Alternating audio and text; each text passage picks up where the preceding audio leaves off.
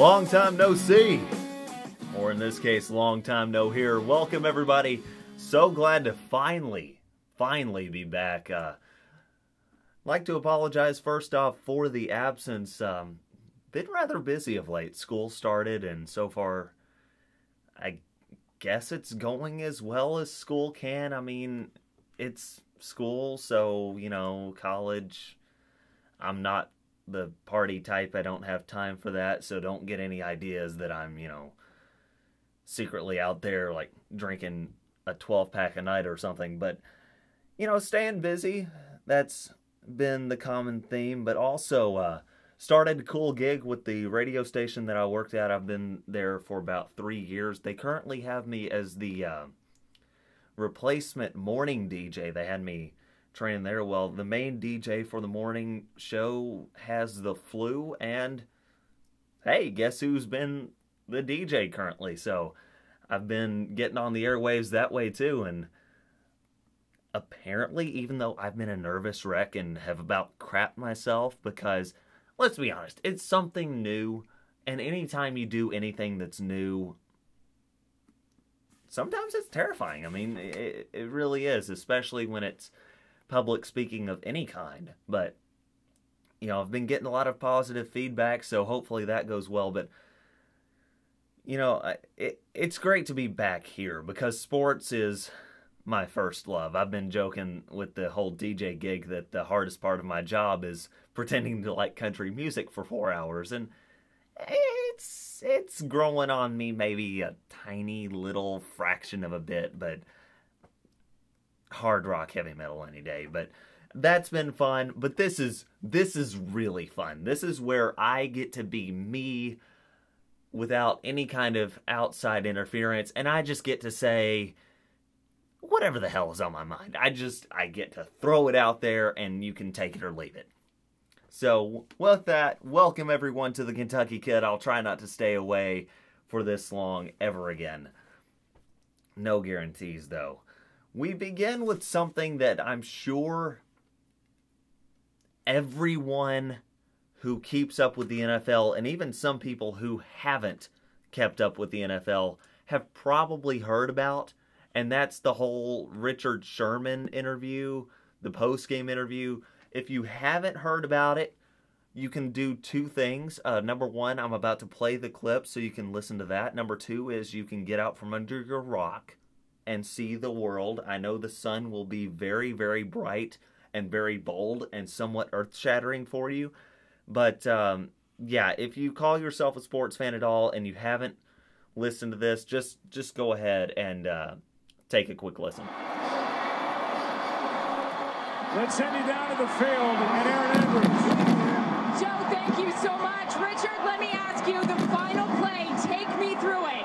Well, I'm the best corner in the game. When you try me with a sorry receiver like Crabtree, that's the result you're going to get. Don't you ever talk about me. Who was talking about you? Crabtree, don't you open your mouth about the best. Or I'm going to shut it for you real quick. L.O.B. All right, and Joe, back over to you. All right, well, we saw. Okay, so that was Erin Andrews for Fox Sports, and she interviewed Richard Sherman, the cornerback for the Seattle Seahawks, after their win against the San Francisco 49ers. Now, a couple things about this. First off, the entire sports world, or it seems like the entire sports world, has gotten on Richard Sherman for this. Has just, oh, he's a thug. He's, you know, some like over-animated thug. He's just a thug. Like that's been the it word to describe Richard Sherman. It's like Richard Sherman thug. It's just like that's the equation that people draw. Now, honestly, and I'm not usually one to get very philosophical or very intellectual on this show in anything outside of the little realm of sports because that's my area of expertise, but I'm going to drift here a little bit. I think part of the reason, not the entire reason, but part of the reason why Richard Sherman came across as so offensive And I'm not saying it's right because it's not, but I think part of the reason why Richard Sherman came across as so offensive in this interview is because he is a taller male athlete and Erin Andrews is a small, petite woman reporter. And he came across as harsh, he came across as brutal, he came across as arrogant, he was in her face, he was very abrasive. Now, before you write me off, let me ask you this. Do you honestly believe, okay, take the same exact situation, take Richard Sherman's response 2.0, take the questions, everything's the same. Except, instead of Erin Andrews doing the post-game interview, let's say that it's Michael Strahan. Let's say it's Michael Strahan. Michael Strahan is bigger than Richard Sherman. So if Richard Sherman got abrasive, okay, yeah, he may still be viewed as a thug, but is it going to be as big of a deal? And the phone's ringing in here. I don't know who's calling me. I guess somebody's already pissed off at my analogy or my interpretation of this event. But honestly, if it's not Erin Andrews, if it's Michael Strahan or somebody who's, you know, not as small as Erin Andrews is, I honestly, in all sincerity, do not believe that Richard Sherman would be shunned the way he has or written off the way he has. That's the first point about this. Second point about this. Everybody's been dogging, and I say everybody, most people have been dogging Richard Sherman for what he said. What about getting on Erin Andrews here a little bit? Okay, what about, you know, being prepared as a reporter, expecting the unexpected? Okay, now, just for example, this morning, I hosted a call-in show for 30 minutes on the air. I took people's phone calls for 30 minutes, had no idea what they were going to say. I knew the general context of what they were going to say. It probably had something to do with either my music or the event that we had going on. But ultimately, I did not fully know what the next caller was going to say. Okay, there's a level of unpredictability. Okay, same here. All right? There is a certain level of unpredictability that Erin Andrews, and what I mean by a certain level of unpredictability, Erin Andrews or any reporter in this situation, any reporter reporting on anything, has to be ready for an unexpected event to occur, for someone to say something unexpected. And she was not. She was not. And you can hear it in the interview. Just listen. I'm gonna set it for you real quick. LOB. All right, and Joe, back over to you. And before,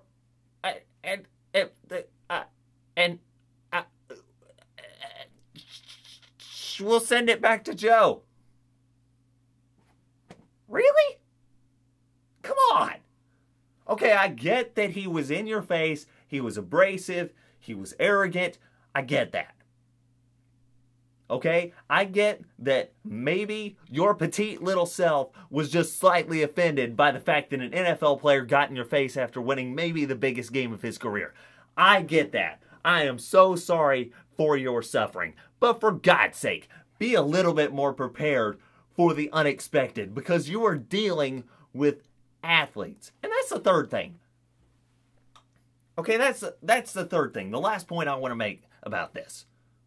Okay, if you want to dog Richard Sherman, I'm not saying he was right, but if you want to dog Richard Sherman, if you want to call him a thug, if you want to call him a brute, if you want to call him arrogant and stuck up and heated and all that, and if you want to say that he plays with too big of a chip on his shoulder, here's what I want you to do. I want you to hit the rewind button on your entire life. your entire life. Just go ahead and go through all of the things that you have ever said in your entire life. And if you have never, in the heat of the moment, said something that you later wish you could have reworded or taken back, or you just said something wrong when emotions were running high.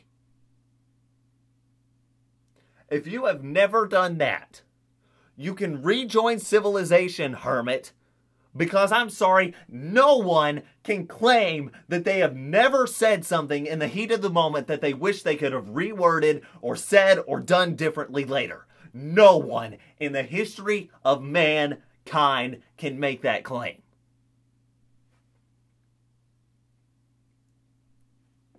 And Richard Sherman just played 60 minutes of one of the hardest games of his life against the biggest rival he will ever face. And he won. And now he gets to go to the Super Bowl for the first time in his career. And you're going to sit here and dog Richard Sherman for not saying the same old bullcrap that everybody else says. Oh, we respect them as an opponent, but, we're glad we got the win. And I just want to thank, God for giving me this opportunity. Come on! If a guy just won a game, let him say what he wants to. And if you don't like what he says, how about this? How about you beat him next time? How about you beat him next time? Because that's the best way to get people to shut up, is to do it better. And until somebody else proves that they can beat Richard Sherman, when he talks, let him talk. Because you have no room to, because the scoreboard says you don't.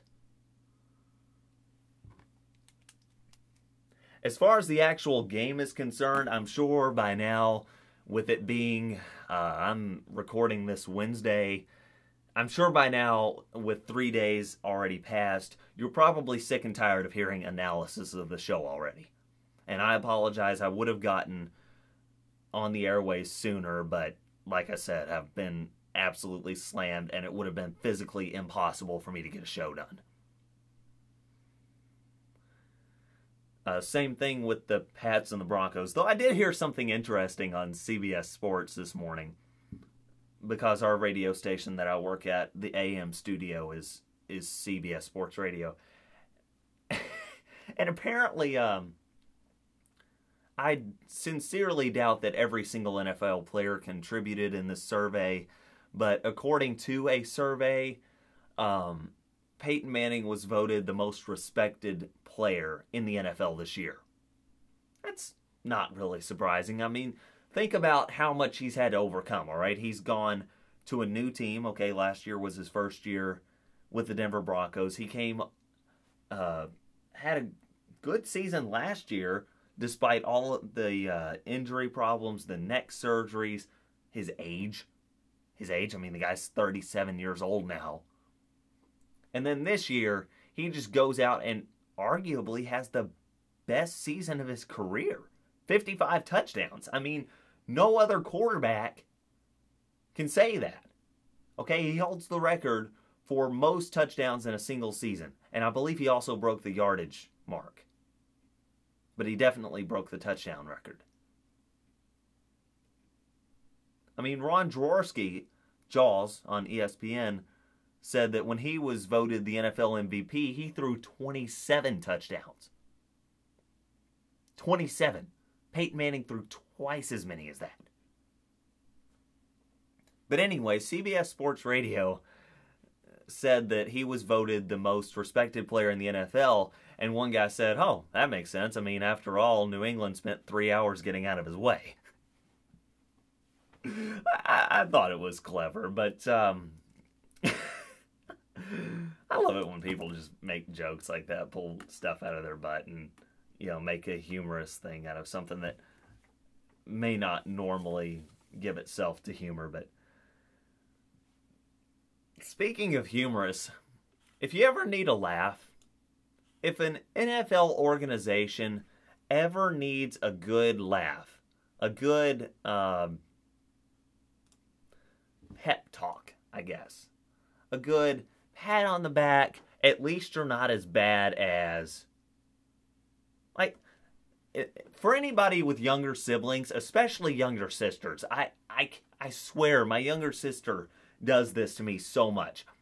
I'll tell her something that she does that's annoying. And instead of like spending maybe 2 seconds either rolling her eyes or just saying, okay, I'll try and work on that. That took all of 2 seconds. Rolling your eyes and walking away takes about the same amount of time. She will spend like half an hour stating how each of her friends does either the same thing except more extreme, or does something that's just the same or even more annoying. And I'm like, Mariah, I don't care. I don't care about your friends. We're not talking about your friends. We're talking about you. But, sometimes it's nice to realize that there are other people in this world that are significantly worse than you. That are just significantly more atrocious in practically every way, shape, form, you name it, they're worse at it.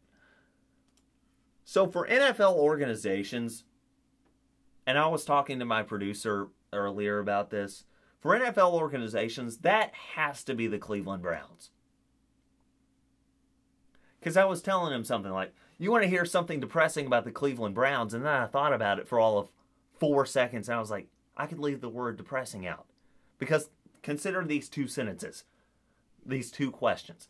You want to hear something depressing about the Browns? You want to hear something about the Browns? They're the exact same. I mean, depressing is just implied. Okay, but John Clayton, ESPN NFL insider, was being interviewed. And anyway, he was talking about the Cleveland Browns coaching deal and how they still do not have a head coach. So he was being interviewed by ESPN, and actually I have the clip here, so just take a listen. Search. Well, to no surprise, Adam Gase, the offensive coordinator of the Denver Broncos, is not interested in interviewing at this time, maybe after the Super Bowl, but it looks like the Cleveland Browns are just going to have to go ahead and start hiring a coach who's not named Adam Gase. Now, since that interview took place a couple of days ago, since that interview, Adam Gase has virtually scratched himself off of the list. And he's not the only one who scratched himself off of the list. And by scratching, I mean decline the job offer. Now think about this for a second. This is an NFL franchise. And you have coordinators from other teams, from other NFL franchises, declining. That would be like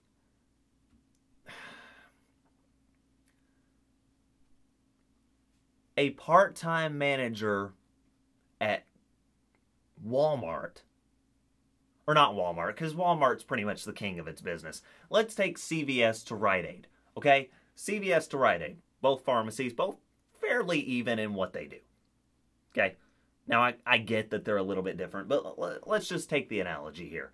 It would be like a shift manager at CVS refusing the store manager position at Rite Aid with all of the benefits and increased salary therein, because that particular store of that chain is that bad. John Clayton goes into more detail. Let's take a look. Yeah, just on that note, Gase, the latest candidate to turn the job down, essentially. They've also lost some of their assistant coaches. What does all of this say about the state of the Browns organization? Confused, a mess, I guess you could say in other ways. And I think of angry fan base, because it's like, they are waiting for some consistency that they can have, and this organization has not had consistency. Yeah, no kidding. No kidding. You want the grand model for consistency? Here is what not to do to have a consistent NFL franchise. Since 1999, when the Cleveland Browns rejoined the NFL, okay, they were inactive from the years 96 to 98. when they rejoined the NFL in 1999, from then until now, 19 starting quarterbacks. 19. 7 different head coaches. 4 general managers. And 4 team presidents. To give you an idea as to how bizarre this is, think about it this way. Since 1999, the United States of America has had 3 presidents. Bill Clinton, George W. Bush, Barack Obama. And there's a term limit for United States presidents. There's not a term limit for team presidents in the NFL. All you have to do is do your job. To not suck. If you don't suck, you stay employed. And nobody says, well, sorry, you did a good job, or, you did a serviceable job, but your 8 years is up. No, if you stay employed if you do your job right. 7 head coaches, 4 general managers, 4 presidents, okay? Front office is a mess. And if you go through 19 starting quarterbacks, how many other positions are you just going through like a watermill? Just like scooping up one dump of crap for another. I don't know why they hired and fired all of these people. I don't know why they signed and then cut or benched all of these quarterbacks. I don't know. I don't care. Because your program is not going to go anywhere if you just hire and fire coaches at will, if you start and bench quarterbacks at will, if you hire and fire general managers, and if you do the same thing with presidents. Because what is a quarterback, a head coach, a general manager, and a team president, what are they all supposed to represent? Stability. Consistency. And if your team, if your franchise has so little consistency that you have assistant coaches from other teams, coordinators from other teams rejecting the head coaching job at your franchise, guess what? Your team is a mess. It's beyond a mess. And that's the state of the Cleveland Browns. And I don't see it getting any better. I don't see it getting any better.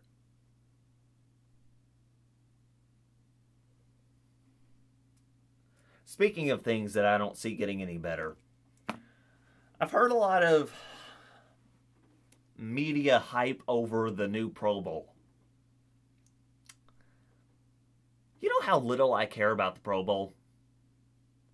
You know that there's this thing on National Geographic that I believe they do every year. They're doing it this year at least. It's either National Geographic or the Discovery Channel. I believe it's National Geographic. But they do this thing, whatever channel it is. They do this thing where every year they will televise something that runs the same length as the Super Bowl that's just stupid. And it is National Geographic. Thank you, Google. This year, it's a fish bowl. Okay, so for how long does the Super Bowl run? About from the start of the game, you have an increased halftime with the halftime show. You have longer commercial breaks, yada, yada, yada. It's about 4.5 hours. So you could watch the Super Bowl or a fish, a little goldfish swimming around in a bowl for 4.5 hours. Okay? One sounds pretty awesome with awesome commercials. The other one sounds like you're borderline suicidal. But here's the thing. Here is how little I care about the Pro Bowl. If it was between those two things, if it was between watching the Pro Bowl and watching the Fish Bowl, I would pick the Pro Bowl, but I would consider watching the Fish Bowl. That's a realistic statement, okay? I'm not exaggerating here. I would consider watching the Fish Bowl, and here's why. Because the Pro Bowl doesn't matter. It doesn't. Okay, Tom Brady said it best. Tom Brady said it best. About the Pro Bowl, he said, it's an honor to have been selected for X amount of Pro Bowls. I mean, he gave a specific number, but that's what he said. It's an honor to have been selected. Now, U.S. presidents or any candidate for anything that gets voted into anywhere, do they say it's an honor to have been selected? No. You know what candidates say? It's an honor to have served. It's an honor to have served. Not an honor to have been selected. They may say that after election, but down the road, they don't say it's an honor to have been elected. No. They say it's an honor to have served, to have actually done the thing. Whatever the damn thing was that they did, they were honored to go out and do it, damn it. Not be selected for it. You know what it tells me if an NFL player says it's an honor to have been selected for the Pro Bowl? That they don't give a darn about actually playing the thing. And who can blame them? Who can blame him? It does not matter. I know, mind-blowing, right? But this year, they're doing this thing where instead of it being conferenced, apparently Deion Sanders and Jerry Rice are just going to have like a fantasy draft from the people that were voted into the Pro Bowl. At least I think that's how it works. So you could have, say, I mean, this guy didn't come anywhere close to getting selected for the Pro Bowl, but you could have Eli Manning now throwing to A.J. Green. Or you could have Ndamukong Suh defending Eddie Lacy. You know, same conferences playing against each other, same teammates playing against each other. And that sounds cool. That sounds cool. And I was tempted to like that idea. I really was. I was tempted to. And you know what then I thought? I don't care. I don't care. Why does anyone care about the Pro Bowl? Why does anyone care about the Pro Bowl? I mean, does anybody honestly just sit down and watch the Pro Bowl? I can understand going. I mean, what would be better than taking a week of vacation, going to Honolulu, and just watching 3 hours of football in Hawaii? I mean, the weather's miserable everywhere else in the United States. Florida's freaking out because it's like 60 degrees. Here in Kentucky, it's like 32 and everybody's about to lose their minds. New York has a foot of snow. Honolulu sounds pretty great to pretty much everyone that, you know, likes warm weather. So that's fine. But as far as the TV element is concerned, every time I see a promotional advertisement for the Pro Bowl, I don't care. Even if it's a clever one like the Deion Sanders and Jerry Rice talking on the phone, and Deion Sanders getting like a manicure or something, and Jerry Rice has like 17 computer geeks, and they're all like hacking out numbers to see who would be the best selection. Because at the end of the day, if the players don't care, I don't care. And I may not even care anyway, because after all, it doesn't matter even if the players play their hardest. But I don't know. I don't care. If you care about the Pro Bowl, here's what I want you to do, okay? I'm not going to tell you to get your head out from under a rock or anything like that. I want you to just tell me why. Why do you care? Because I want someone to provide some kind of legitimate argument as to why they personally care about the Pro Bowl, and maybe bonus points why I should care.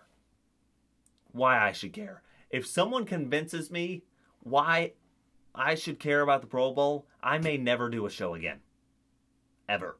Like, if someone presents an irrefutable logical argument about why I should watch the Pro Bowl, and I end up actually watching the Pro Bowl, I may never do a show again, because that's how bizarre that would be. But it's not going to happen. Go ahead and try. I know I'm never going to care about the Pro Bowl, but I'm interested in why you all care about the Pro Bowl. So, yeah, let me know. I mean, why not? We could have a little debate here. I like debates. I mean, after all, this is a opinion show. I mean, opinionated people, this is what we live and die for, is debate. Speaking of debate, I'm sure I ruffled a few feathers a couple of weeks ago when I said, my whole dig on college basketball with people claiming to be like diehard college sports fans or diehard UK fans, and they couldn't tell you the result of a football game for the last 7 years. They only care about college basketball. Specifically, Kentucky fans are bad about that.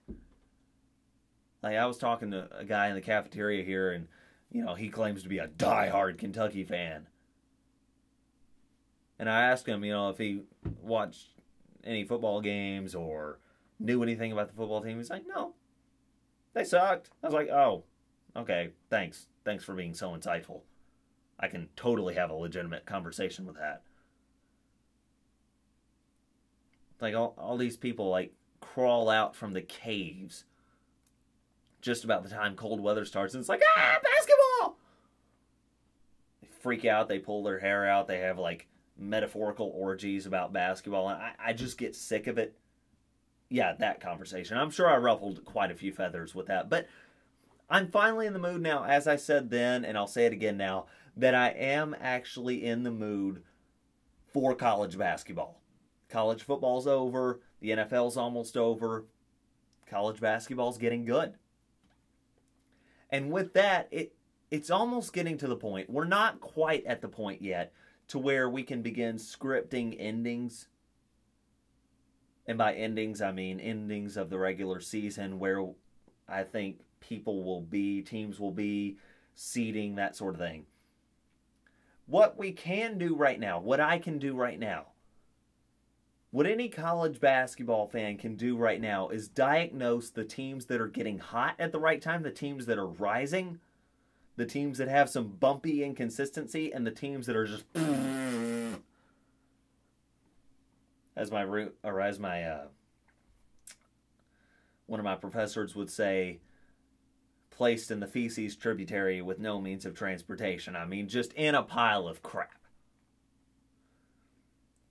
The number one team that I see that's on the rise right now has to be, without a doubt, the University of Kansas. Now, there are a couple of reasons for this. Number one, Kansas underachieved at the beginning of the season. And we found out pretty quickly that a lot of teams in the top 10 did. Okay, Michigan is a good example. Started the season, number 7? And then, we all realized, hey, they probably do miss Trey Burke and Tim Hardaway Jr. more than we thought. And perhaps Mitch McGary is a little overrated.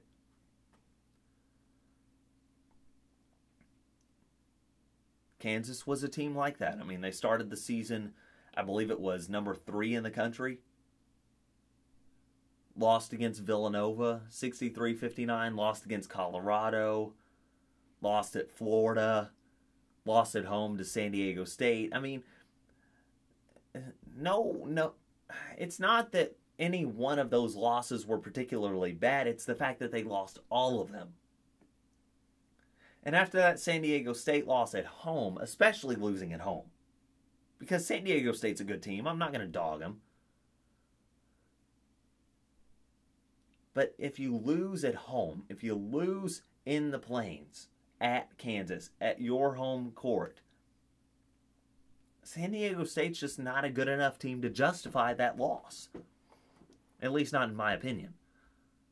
And so it seemed like after that loss, pretty much everybody kind of just shoved Kansas to the side. You know, maybe content to have them as a dark horse later, but kind of just put them in the metaphorical back burner of contenders, serious contenders for the college basketball championship. I was included in this group. Okay? I'm not going to toot my own horn here and say that I had Kansas. I believed in Kansas. I was on the Kansas bandwagon even when no one else was, because I wasn't. I was off the Kansas bandwagon. And then they barely beat Oklahoma. And I was like, oh my God, this team cannot guard anybody.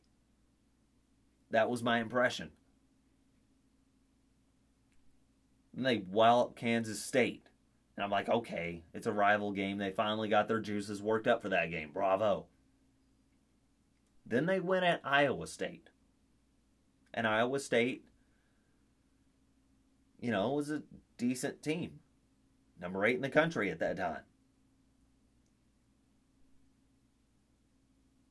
Then they win at home against Oklahoma State. Nearly blow the game at the end, but they win it. And then they shellac Baylor in a game that ended up only being a 10-point spread, but really wasn't even that close.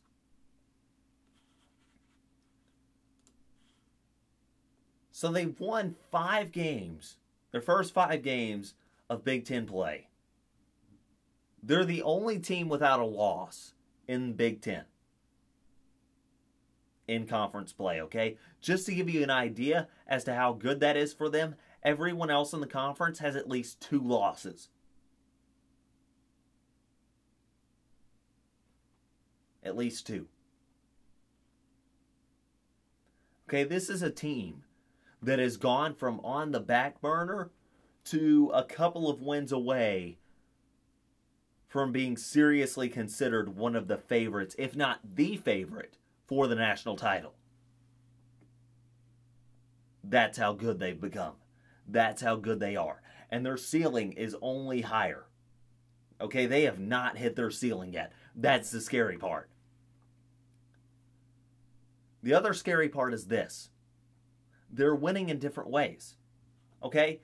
One game, it's one guy that has a bunch of points. The next game, it's 2 or 3 people. The next game, you know, Andrew Wiggins has career highs in rebounding and has a pretty good shooting day too. I mean, they have 5 guys who average at or above 9.5 points a game. So do a little rounding up. You have 5 guys that basically average double figures. Your team shoots over 50% from the floor on the season. You are 1/100% under 70% from the foul line. And you shoot over 35% from 3 just to boot. Then you have a guy like Joel Embiid, who just happens to have 50 blocks on the season, which is pretty good for all of those of you that were wondering. Your team has 115 blocks on the season in 18 games. That's also pretty good. So you can guard and you can score, and a bunch of different guys can score. They're a scary team. They're definitely on the rise. A couple of other teams on the rise, and this is not so much because of anything that they've done, but because of the shuffle above them. Florida and Wichita State. Wichita State had the problem, okay, they're number 5 right now. They've had the problem all year of not really playing anybody. It's hard to pick a team that they've beaten so far that could make any kind of serious noise in the NCAA tournament. And you could even make a case, it would be a little outlandish, but you could even make a case that no one that they've played may even get to the NCAA tournament. You could make that case.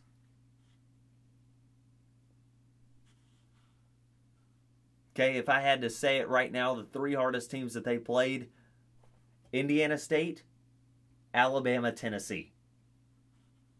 Now, those 3 teams are not terrible, but if that's the toughest that you've played, then yeah, you probably have some problems in scheduling. Your strength of schedule, your SOS, is calling for help. And it's not coming. So what's the other thing that you can do? Number 1, you can win all the games on your schedule because that's all you can do. And number 2, you can cross your fingers and hope that some people above you keep losing, and the people below you that could jump you in the rankings also keep losing. So far, that's happened. Wisconsin fell from grace. I'll get to them here in a minute. So did Ohio State. Also get to them here in a minute. But because of this shuffle at the top,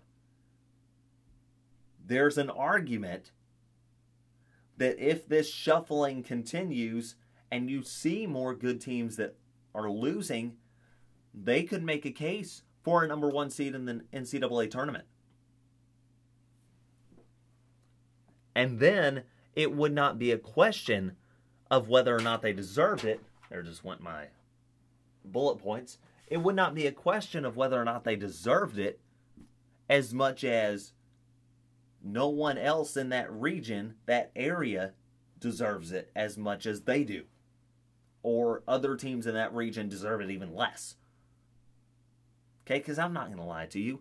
If Indiana State, Alabama, and Tennessee are the 3 toughest teams that you played, I probably don't care if you win out. That's not a number 1 seed to me. But if teams like Villanova lose to Creighton, and Ohio State loses 4 in a row, and Arizona maybe loses, and Syracuse may have an off shooting game, and Michigan State might lose again, who knows? Who knows? I don't think they'll be the number 1 seed overall, but there's a case to be made that in the Midwest Regional, who knows? They might be a number 1 seed. And it doesn't hurt either that they went to the Final Four a year ago. And if I'm not mistaken, played pretty closely with Louisville too. Okay, the other team that's getting helped by this shuffle at the top is Florida. Now, Florida has a slightly different problem, but pretty much the same problem as Wichita State. Florida's problem is that their conference sucks. The SEC is awful this year. It's like Florida and Kentucky at the top tier. Then you have inconsistent teams like Ole Miss, Texas A&M, and Missouri in that middle talent tier. Maybe throw in Arkansas and Tennessee, but Arkansas and Tennessee can't win on the road. Then again, neither can Missouri. Missouri can barely win at home. They lost to Georgia at home, for crying out loud.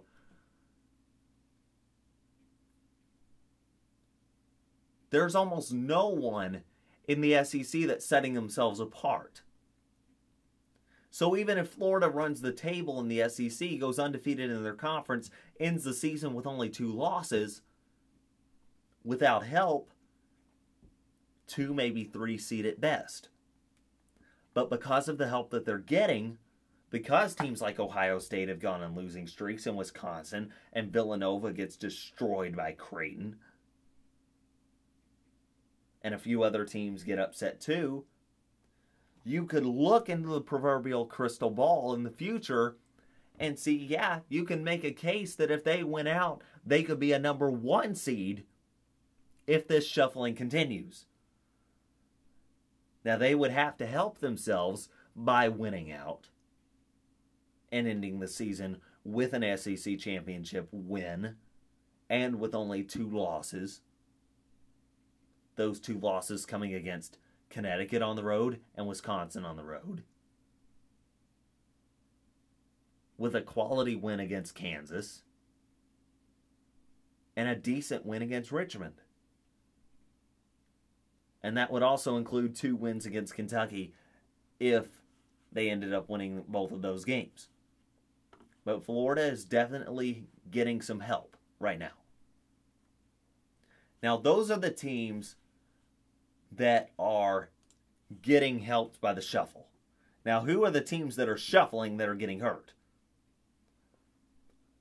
I've mentioned Villanova, but I'm not putting their name in this list, and here's why. Have fun beating any team that hits 21 threes against you. That's all I'm going to say about that. Creighton hit 21 threes. You could be playing a peewee team, and if they hit 21 threes against you, it's going to be difficult. Just saying. Wisconsin, Ohio State. Wisconsin lost 2 straight games. Okay? Now, their beginning of their season was so phenomenal that Bleacher Report was considering running an article and actually had an article written up, and they were going to publish it, I think, the next day, about how good of a job Bo Ryan has done with this program, has done with this team. Villanova, Wisconsin.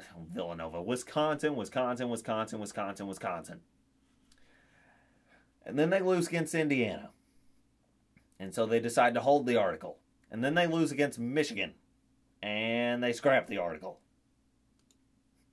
Okay, your team has done so bad of late that Bleacher Report did not write something about you. And Bleacher Report would pretty much write anything for a price.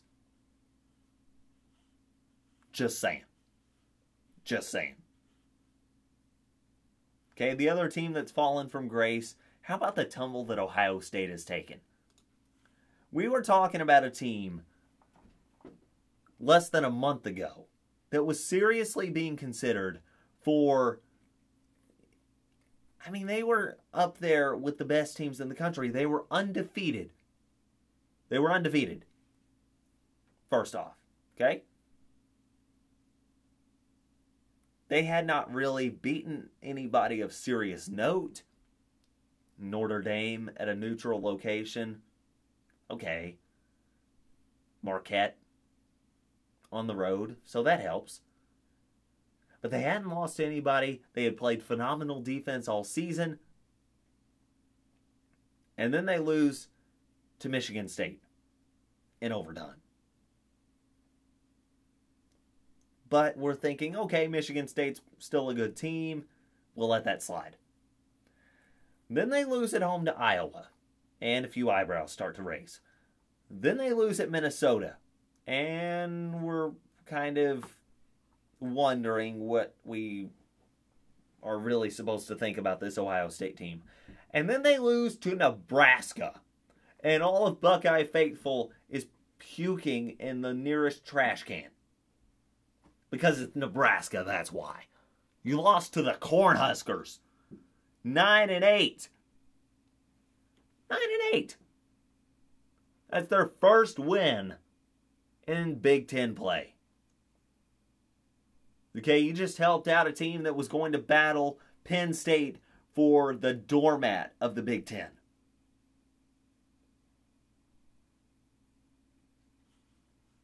Now, we knew this Ohio State team had a few weaknesses.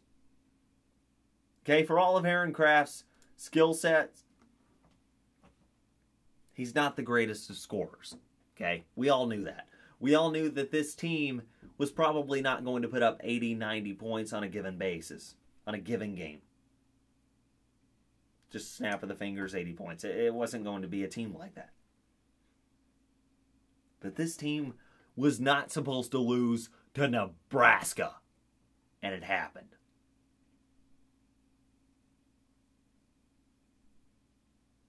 Now, one of the teams, and I didn't say this with teams on the rise earlier because it's a team from around this area, but one of the teams that's really been catching their stride, has gotten hot of late, has been Louisville.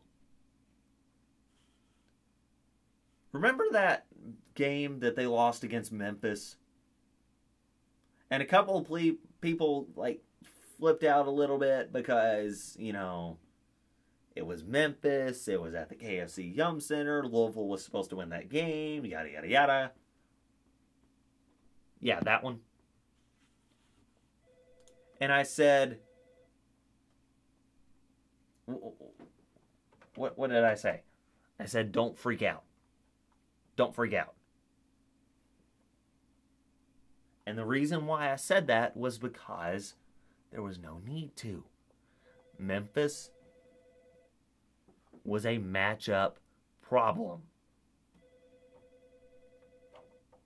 for this team. Okay? Because Memphis can go at the exact same speed as Louisville.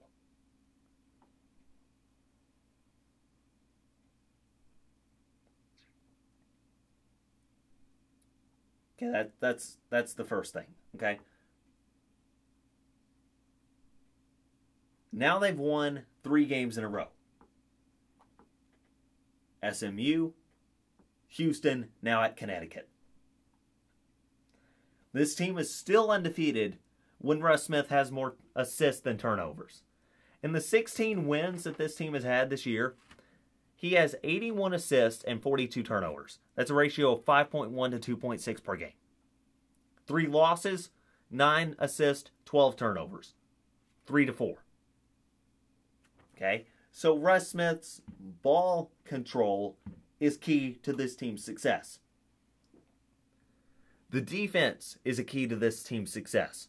In this 3-game winning streak that they're riding, they've given up a total of 179 points. 59.7 a game. Okay, they're 2-3 when they give up over 70 points. Okay, all 3 of their losses have come when they give up over 70 points. Memphis, 73. Kentucky, 73. North Carolina, 93.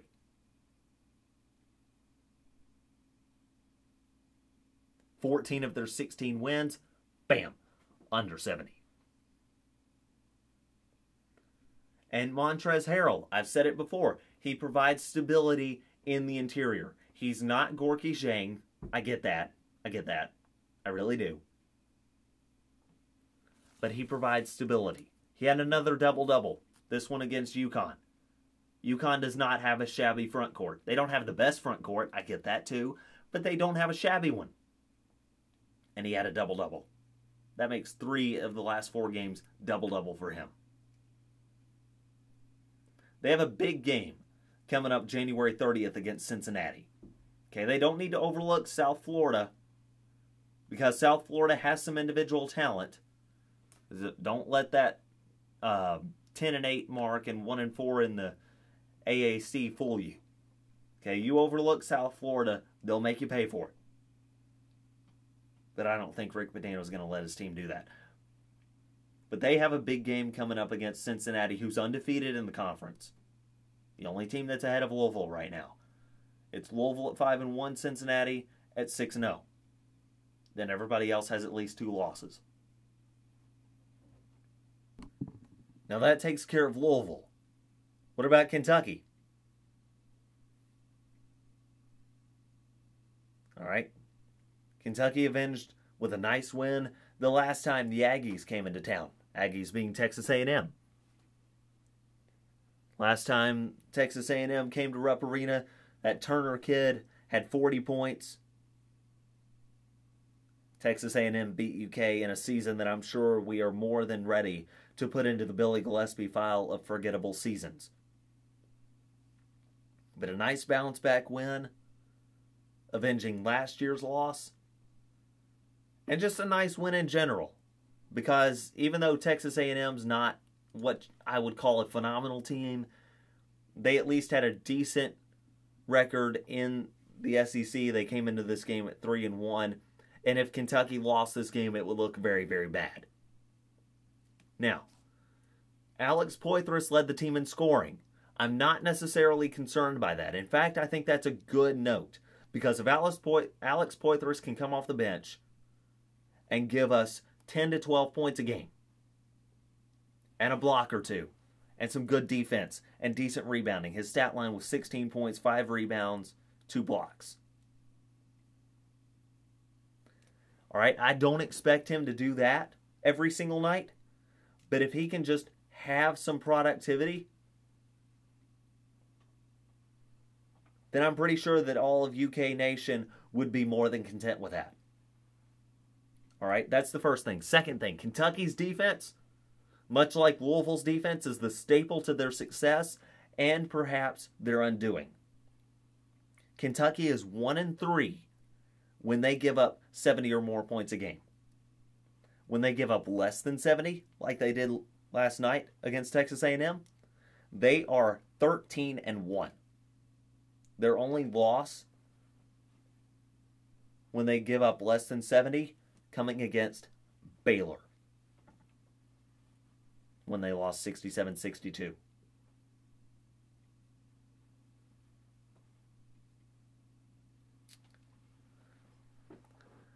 Now, I'm kind of jumping around here a little bit. So, I mentioned teams that are on the rise, teams that are on the fall.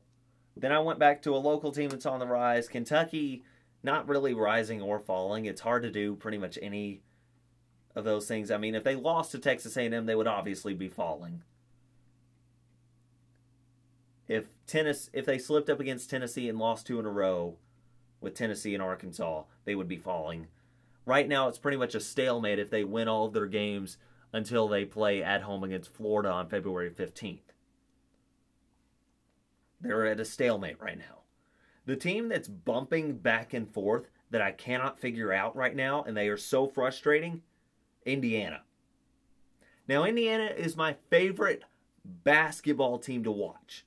Not organization. I mean, obviously, I'm a Kentucky fan, so I'm going to watch Kentucky when they're on. But when Indiana is on, I just love watching their game. I love watching Yogi Ferrell. I love it. I love the kid. He's got game. He's just a sophomore. He's averaging 17.5 points a game as a sophomore in the Big Ten. Now, obviously, that includes out-of-conference games, but still, on a team that's not loaded with scorers by any means, where he has to pretty much create for himself most of the time, he averages 17.5 a game. And the guy can ball. The guy can ball. Here's the problem with this team, though. They cannot win close games. They're 12-7 on the year. 5 of those 7 losses, 10 points or less. Actually, 7 points or less. This team cannot win close games. And really, this team is riding the bubble right now. Because they're 12-7. Their RPI hovers around like that upper 50 to lower 70 range. Their record's not that great. 12-7. Their conference record's even worse at 2-4.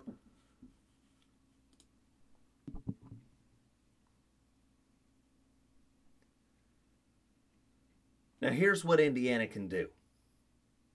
They can either win some quality games and not lose to any more Northwesterns, especially at home, because good God, that loss looks terrible. And they have the likes of Michigan at home, Michigan on the road, Iowa at home, and Ohio State at home. They also have Wisconsin on the road. Get 2 wins of that group. Then don't lose to anyone else. Okay? That would mean that you would have avenged the loss against Northwestern, and then you would have won 1, 2, 3, 4, 5, 6, 7, 8, 9 games. 9 of your last 12. That would put you at 21 wins and 10 losses. In the Big Ten, that's probably good enough to get in. Or you can hope that some other bubble teams just have their bubbles pop really quickly. But regardless of which route Indiana ends up going, they just have to develop some consistency. Because consistency looks good. If the selection committee takes into account close losses and who you lost to and where you lost to them, Michigan State will be a moral victory. UConn, even though it was at home, it was a 1-point loss, might be a moral victory. It all depends. But if they win 9 of their last 12, including against at least 2 wins against either Michigan, Iowa, Wisconsin, or Ohio State, then they're probably in. But I'm looking forward to March Madness. Apparently so is Warren Buffett. Offered to pay a crap ton of money to anybody that has a perfect bracket. Have fun with that. So here's what I'm going to do. I'm going to try and not have a week and a half long absence. I'm going to try and be back here because I know for a fact that you all, at least somebody out there, cries every night on their pillow, cries themselves to sleep whenever I'm gone as long as I was. But I am getting off here. Have a good one, everybody. This has been the Kentucky Kid. I will see you next time.